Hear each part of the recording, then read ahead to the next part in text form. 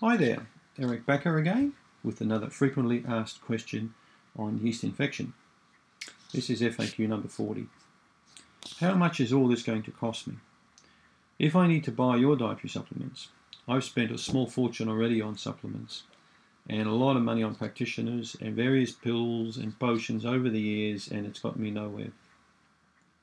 Well, I think you need to take a good long hard look at what you're doing if you're not getting results.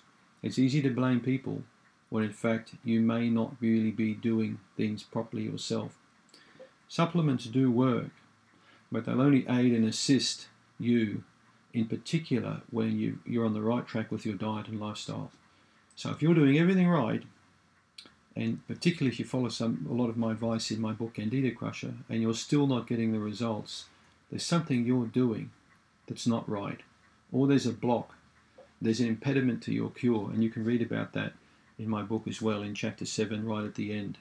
I explain a bit about obstacles to cure. Supplements shouldn't have to cost you a great deal of money, but expect to pay anywhere between $2 up to $5 or $6 per day for the first several months. It's not a lot of money. When you think about it, you're probably already now buying beer, wine, ice cream, takeout food, going to the movies or football or whatever it is that you like to do, and a lot of money will go into these habits.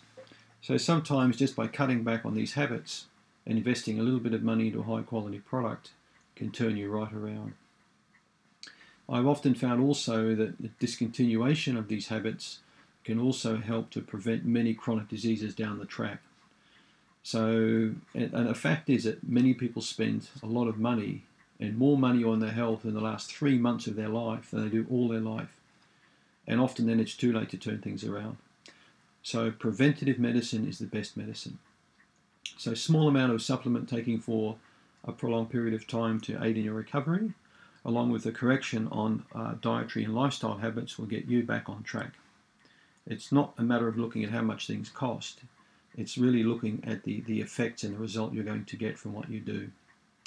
So there's a big difference between what something costs and the benefit you derive from it. That's an important thing that I'd like you to look at. So it shouldn't cost you a lot of money when you think about it. And cutting back on a lot of those habits I mentioned is going to save you money anyway. So in fact, you could probably argue that in fact it's not going to cost you anything.